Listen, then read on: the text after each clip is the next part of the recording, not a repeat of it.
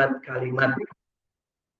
Jadi cerminan kita bahagia itu kalimat yang keluar dari mulut kita sama dengan yang bergetar dalam kalbu kita, sama dengan yang kita gerakan dari dalam tangan indera, panca indera kita, langkah kaki kita, mata kita, telinga kita, semuanya digerakkan hanya untuk mengharap ridho Allah Subhanahu wa ta'ala, dan diluruskan dengan doa kita, hasbi rabbi jalallah ma fi qalbi ghairullah nur Muhammad sallallahu la ilaha illallah Muhammadur Rasulullah la ilaha illallah al-malikul haqqul mubin Muhammadur Rasulullah shadiqul wa'dil amin.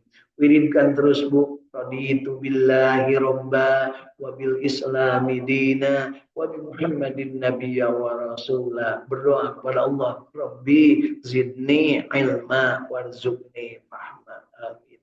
Mudah-mudahan kita diberikan kemudahan, diberikan kesempatan terbaik untuk senantiasa menghamba, menjadi hambanya Allah Subhanahu wa ta'ala, dan kita selalu mendapat petunjuk, rahmat, ampunan, dan kebahagiaan insya Allah. Yuk, hari ini kita lanjutkan bahagia istiqamah berjamaah baca Quran berjamaah yang ada di Saung Tafid Al-Quran Al-Ikhlas Sukamiskin Arca Manik Kota Bandung ini ya, dan juga berjamaah dengan sahabat-sahabat kita yang sedang berada di dunia maya sana lewat internet Zoom meeting. Teh Elis Yuriati dari Sumedang bersama keluarga, kemudian Hilda Martina dari Cirebon bersama keluarga, kemudian Kang Ahmad Widyadi dari Bandung Cipamokolan bersama keluarga, kemudian Kang Agus Jafar Sidik dari Tajur Bogor bersama keluarga, dan Kang Indra dari Radio Kilain FM bersamaku di radionya masing-masing ya.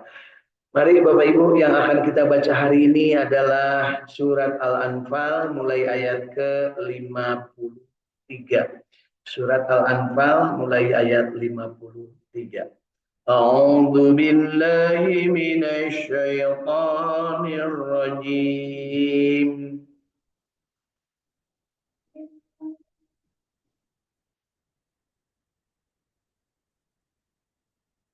Bismillahirrahmanirrahim.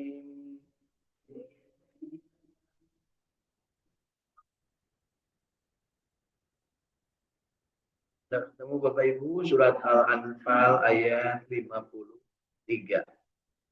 Dzalika bi anna Allah lam yakum ghairan ni'matan an'amaha ala qaum.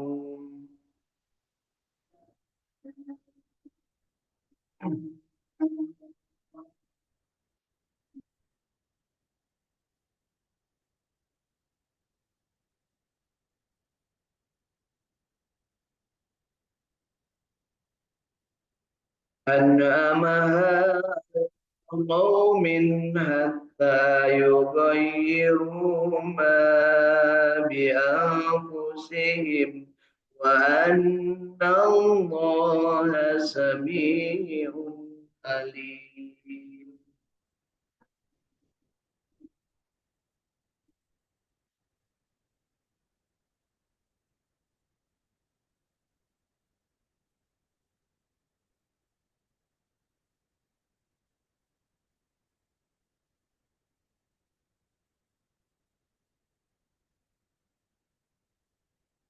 كذب آل فرعون والذين من قبلهم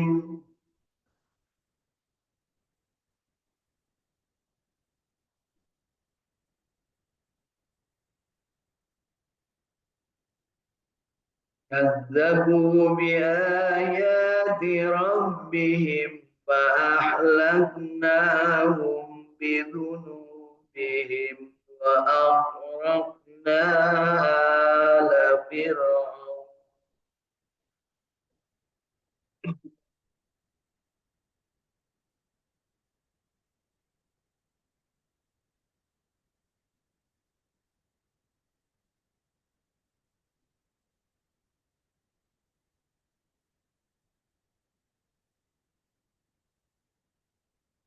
وكل كانوا ظالمين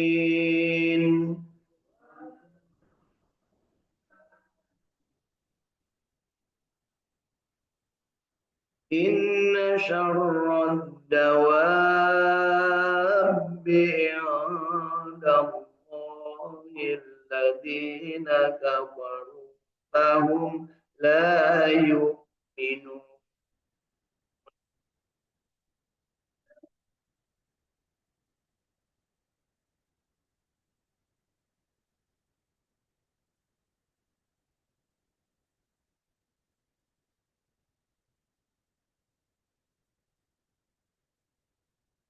الذين منهم ثم ينقضون عهدهم في كل مرة وهم لا يتقون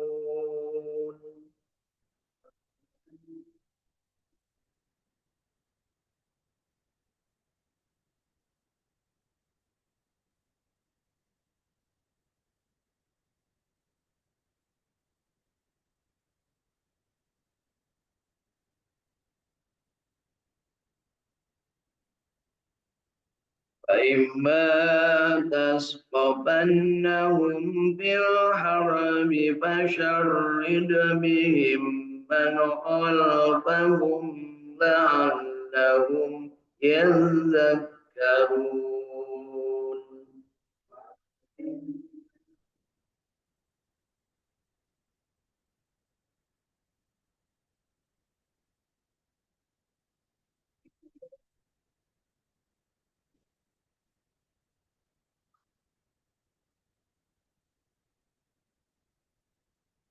وإما تخافن من قوم خيانة فانبذ إليهم على سواء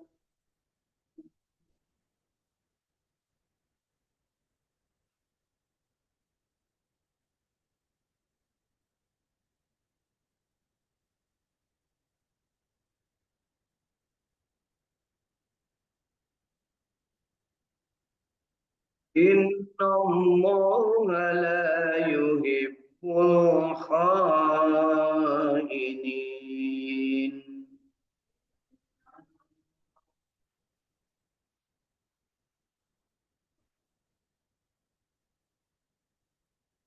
ولا يحسبن الذين كفروا سبقوا إنهم لا يعجزون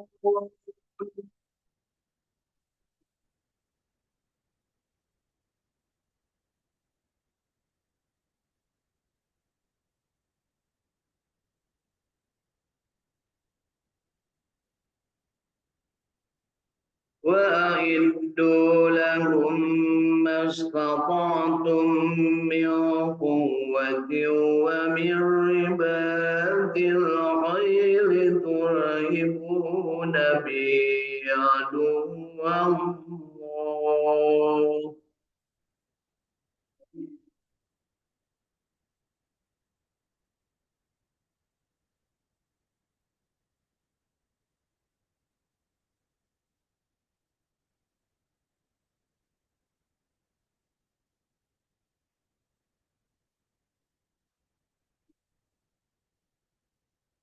ومن رباط الخيل ترهبون به عدو الله وعدوكم وآخرين من دونهم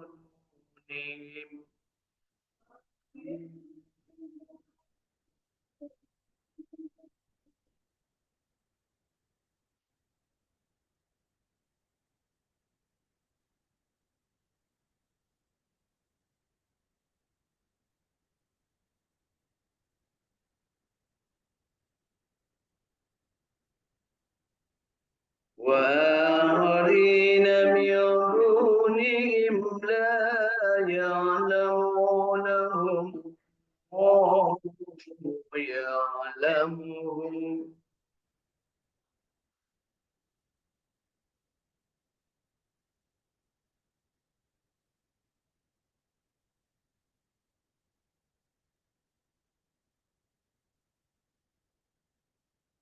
وما تنفقوا من شيء في سبيل الله يوفى إليكم وأنتم لا تظلمون.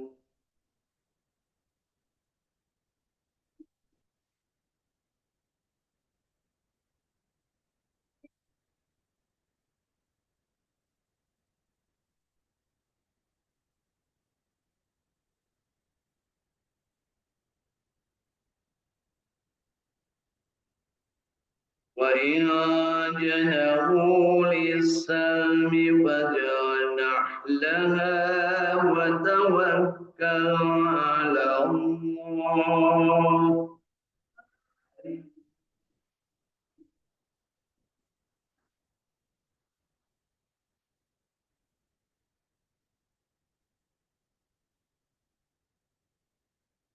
إنه هو السميع العليم.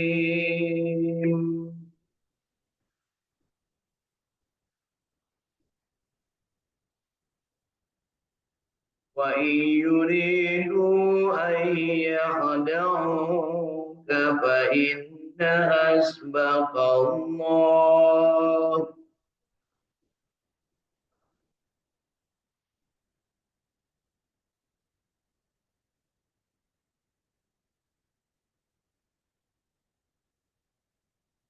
والذي أيدك بنصره وبالمؤمنين.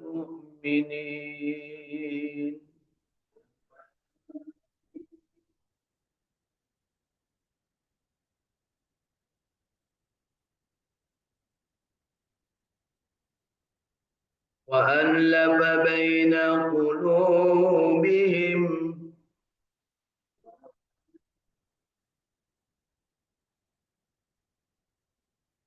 لو أنفقت ما في الأرض جميعا ما ألفت بين قلوبهم ولكن الله ألف بينهم.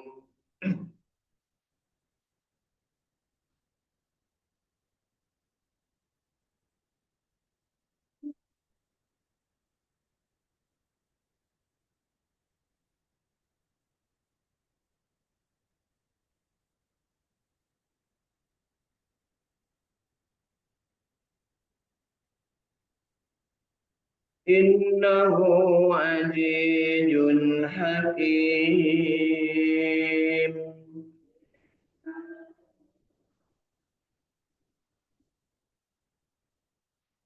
إنه عزيز حكيم.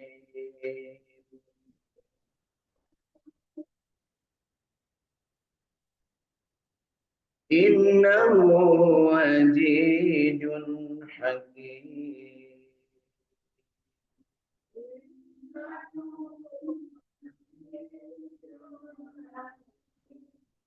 صدق الله العظيم.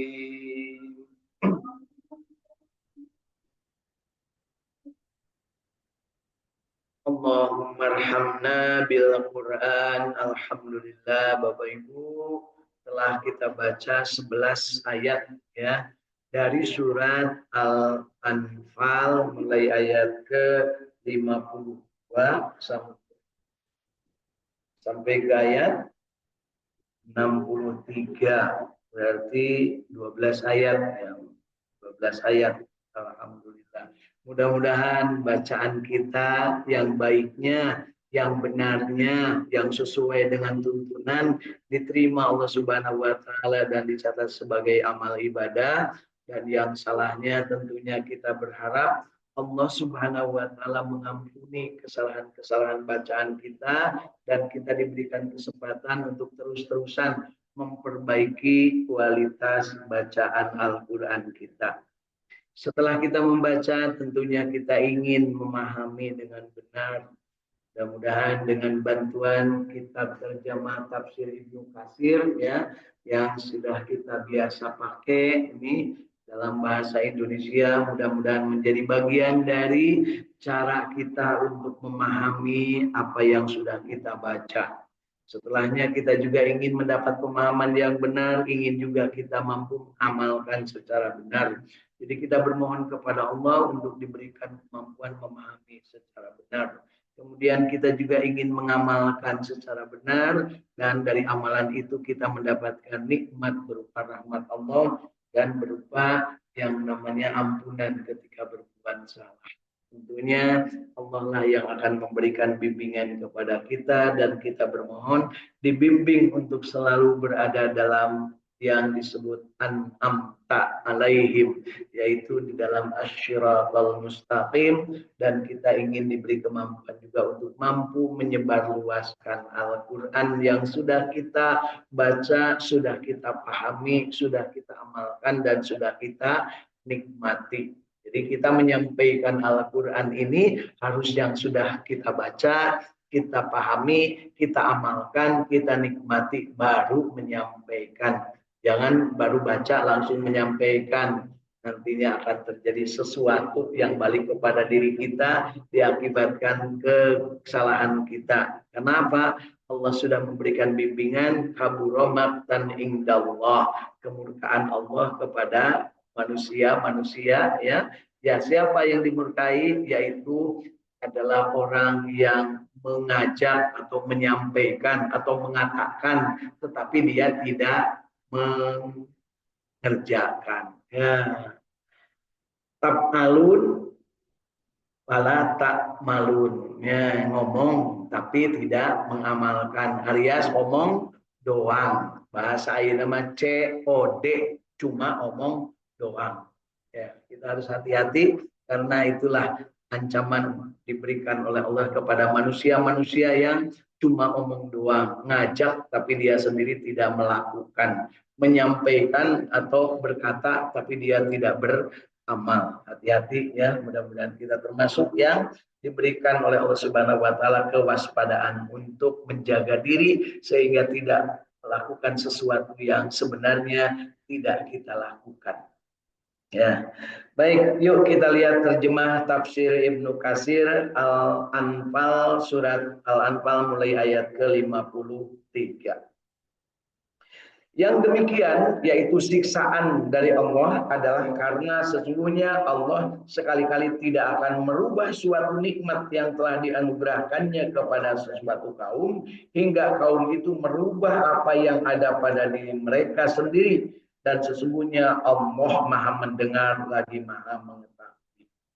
Di sini penegasannya bahwa Allah tidak akan mengubah suatu kaum, tidak akan mengubah suatu keadaan kalau keadaan itu tidak diubah sendiri oleh manusia. Artinya manusia diberikan kebebasan seluas-luasnya untuk berbuat. Tapi ingat, segala sesuatunya akan balik kepada dirinya. Yang berbuat baik bakal mendapatkan kebaikan, yang berbuat jahat bakal mendapatkan apa yang dilakukannya berupa kejahatan. Nanam bonteng bakal panen bonteng. Nanam kagorengan bakal balik ke diri jadi kagorengan. Nanam cabe bakal manen cabe. Nanam sae bakal dapat saya gitu ya. Saya atau HD Bu? HD lah. Nanam cabe manen cabe. Melak HD bakal menang HD. Nanam bonteng bakal manen bonteng ya. Nanam goreng bakal dapat goreng juga. Jadi jangan mimpi orang yang berbuat jahat akan membuat kebaikan. Kalaupun sekarang dapat kebaikan, itu hanya sementara. Suatu saat akan kembali kepada dirinya. Nah, ini sekarang lagi viral kan, orang yang suka ngomongnya seenaknya kepada orang lain, malah menghina. Banyak dibantu oleh sana sini karena dianggap berjasa, malah pesantrennya juga dibikinkan oleh duit negara atas perintah Presiden Jokowi. Ternyata kelakuannya Masya Allah. Nah, istrinya memperlakukan kepada santri-santrinya itu siga kolonial kajongos. Jadi lemrek dibagi dahar teh Bapak Ibu, santri itu ngesot Bu ya. Kita jongkok. Sementara ibunya ini didinya gagayaan gitu. Nuk itu ternyata ketahuan sekarang dan terbongkar.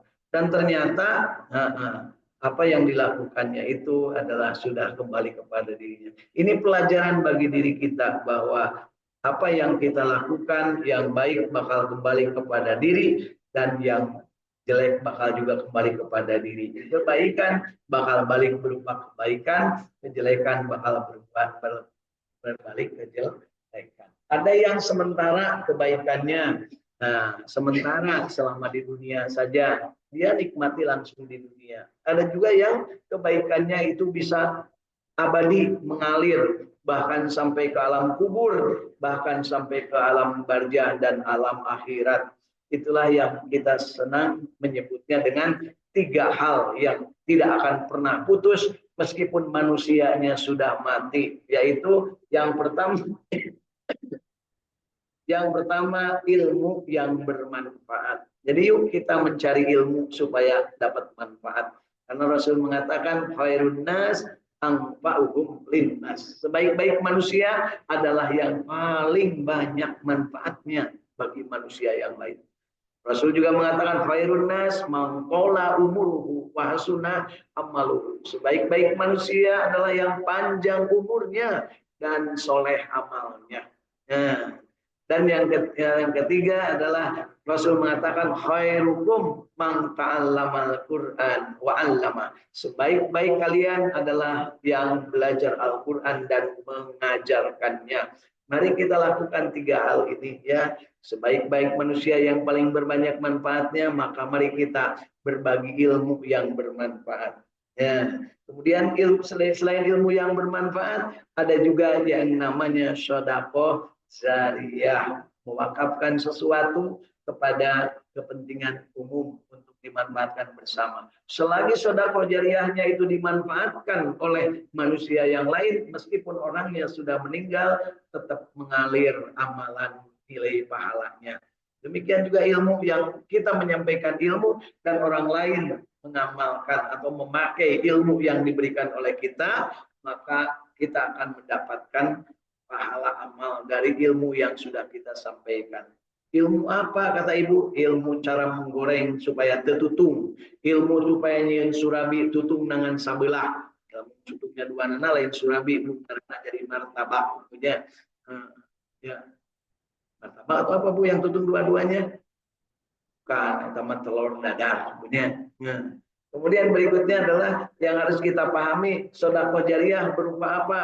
Mulai dari berbagi Al-Quran, berbagi mushaf Al-Quran, kemudian juga kita membangun sarana ibadah, membuat sumur, membuat aliran irigasi, membuat saluran-saluran untuk kehidupan air bagi masyarakat. Kemudian yang keempatnya sedekah yang perlu kita kampanyekan adalah bertanam pohon atau bercocok tanam. Itu sedekah jariyah. Selagi pohon itu hidup dan terus-terusan panen, maka selama itu pula dia akan memberikan manfaat kepada manusia.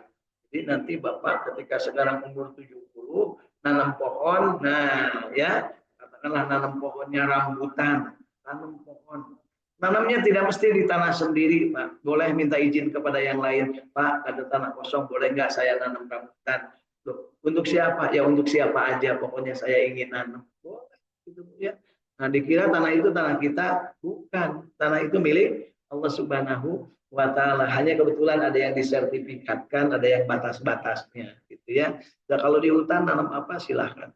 Bagaimana kalau seandainya kita tidak punya lahannya, ya paling tidak kita berikhtiar. Kalau punya bibit, kasihkan kepada yang punya tanah.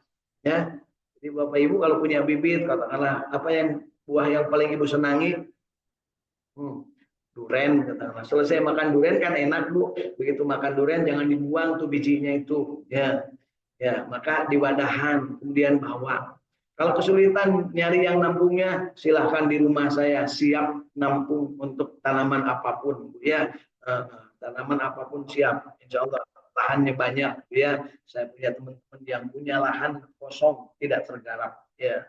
Alhamdulillah kita kemarin dapat informasi dari Mas Cahyo, sahabat saya di Sukabumi, beliau punya lahan hektaran belum tergarap. ingin kita menggarapnya dari Syam Tahfidz Al-Quran. Beliau sudah memberikan kesempatan 1000 meter, silakan manfaatkan untuk wakaf Syam Tahfidz. Sementara lahan yang lainnya juga beliau kalau itu sudah habis atau sudah termanfaatkan akan diberikan lagi. Ya, insya Allah mudah-mudahan ternyata mudah di dunia ini hidup. Tidak ada yang susah, ya. Yang susah itu diri yang tidak mau berubah. Nah, makanya di ayat ini, di ayat ke-53 surat Al-Anfal ini, yang demikian itu adalah siksaan Allah, karena sesungguhnya Allah sekali-kali tidak akan merubah suatu nikmat yang telah dianugerahkan kepadanya atau kepada suatu kaum hingga kaum itu merubah apa yang ada pada diri mereka sendiri, dan sesungguhnya Allah Maha mendengar lagi Maha mengetahui. Ini kaitannya dengan bangsa-bangsa atau umat-umat sebelum Kanjeng Nabi, banyak yang disuruh berubah dengan cara apa? Diturunkan para nabi dan rasul, diberikan kitab, disuruh mengikuti kitab itu supaya berubah ke arah yang baik. Mereka tetap tidak mau, mereka tetap bohong, mereka tetap bandel, bahkan karena tidak suka nabinya pun dibunuhnya. Itulah yang dilakukan oleh Bani Israel, yang namanya bangsa-bangsa yang menamakan dirinya beragama Yahudi di masa lalu, ya. Mereka berbuat kerusakan, bahkan nabinya pun dilecehkan, ya. Bahkan nabi pun ada yang sampai dibunuh, ya. Dari mulai zaman sebelum Kanjeng Nabi Muhammad SAW dilahirkan ke alam dunia ini. Kemudian di ayat ke-54-nya, keadaan mereka serupa dengan keadaan Fir'aun dan pengikut-pengikutnya serta orang-orang sebelumnya. Mereka mendustakan ayat-ayat Tuhannya, maka kami membinasakan mereka disebabkan dosa-dosanya, dan kami tenggelamkan Fir'aun dan pengikut-pengikutnya, dan kesemuanya itu adalah orang-orang yang zalim. Ya. Lanjut ke ayat 55. Sesungguhnya binatang atau makhluk yang paling buruk di sisi Allah ialah orang-orang kafir. Ya, karena mereka itu tidak beriman. Jadi kalau pengen tahu mana makhluk yang paling buruk di dunia, ciptaan Allah itu bukan berarti Allah menciptakannya buruk, bukan. Tapi setelah diberi kesempatan, kemudian mereka tetap memilih fujur, tidak memilih takwa, maka itulah manusia disebut manusia terburuk di dunia adalah orang-orang kafir. Ya, orang-orang berarti manusia yang kufur terhadap nikmat dari Allah Subhanahu wa taala. Karena mereka tidak beriman.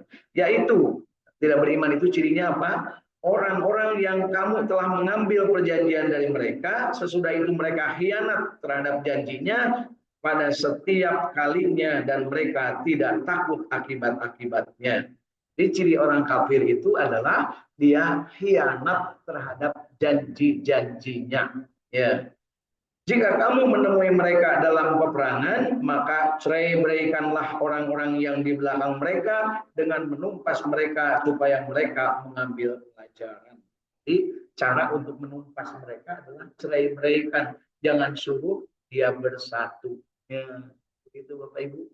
Ini tekniknya, metodologi untuk membubarkan orang berbuat jahat adalah cerai beraikan. Karena mereka berbuat jahat itu beraninya kalau lagi banyakan, royokan, ngajarago itu jelema teh lamun keur banyakan. Kalau lagi banyak balad-baladna. Kalau sudah sendirian di penjara, apalagi di penjara suka miskin, ngaring hukum, tidak ada yang berkutik. Jangankan masuk penjara, baru ditangkap kemudian dipakaikan baju oranye atau baju terdakwa gitu ya, atau baju kejaksaan yang warnanya ungu gitu ya, seperti tas saya ini ya. Maka itu mereka langsung tunduk, yang tadinya gagah berani teriak-teriak ayo ayo ayo ayo gitu ya, yes, begitu diciduk langsung mukanya pun tidak mau dilihat, langsung begini. Di borgol pun borgolnya digini ditutupin sama kerudungnya, kan itu mana Bu ya?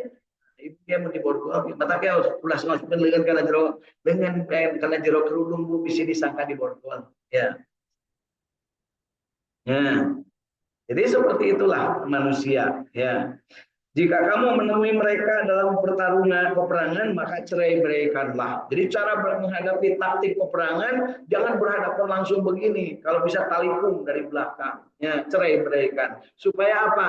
Gampang menakutkannya. Kenapa demikian? Karena kemarin disebutkan orang mukmin itu hanya sedikit. Bayangkan 700 lawan 3000, ya, waktu di perang Uhud. Kemudian 300 lawan 1000 waktu di perang Badar. Tapi insya Allah dengan izin Allah selagi masih istiqamah di jalan Allah mengikuti Allah dan Rasulnya maka akan menang. Di Badar semuanya taat kepada Allah dan taat kepada Rasul maka peperangan Badar dimenangkan oleh umat Islam. 70 kafir meninggal dunia di sana. Ya. Kemudian ketika di perang Uhud maka disitulah mulai terjadi pengkhianatan. Yang disuruh berada di tempat tertentu malah dia kabur karena melihat ada gonimah, ada harta rampasan perang yang menggoda. Karena apa? Wah, ada harta rampasan perang, saya harus dapat juga. Nah, akhirnya turun dari gunung, sementara di belakang gunung itu ada yang sedang mengincar. Siapa tahu begitu turun gunung, kemudian mereka akan menghabisi dari atas. Dan ternyata di perang Uhud umat Islam mendapatkan kekalahan dan mati 70 orang syuhada. Ya, termasuk salah satunya adalah Sayyidina Hamzah radhiyallahu anhu. Ya. Kemudian berikutnya adalah dan jika kamu khawatir akan terjadinya pengkhianatan dari suatu golongan, maka kembalikanlah perjanjian itu kepada mereka dengan cara yang jujur. Sesungguhnya Allah tidak menyukai orang-orang yang berkhianat. Dan janganlah orang-orang kafir itu mengira bahwa mereka akan dapat lolos dari kekuasaan Allah. Sesungguhnya mereka tidak dapat melemahkan Allah. Dan siapkanlah untuk menghadapi mereka kekuatan apa saja yang kamu sanggupi. Dan dari kuda-kuda yang ditambat untuk berperang. Yang dengan persiapan itu kamu menggentarkan musuh. Dan musuhmu dan musuh Allah dan orang-orang yang selain mereka yang kamu tidak mengetahuinya sedang Allah mengetahuinya. Apa saja yang kamu nafkahkan pada jalan Allah niscaya akan dibalas dengan cukup kepadamu dan kamu tidak akan dianiaya dan dirugikan. Nah, jadi apapun yang kita lakukan kita keluarkan di jalan Allah maka akan mendapatkan balasan dari Allah. Ya, istilah kita suka menyebut pinjaman kepada Allah. Bahasa kerennya disebut kordon hasanah. Ya. Gimana Bu, layak kordon Bu? Di Cijagra, nama pasar kordon, artinya pegadaian.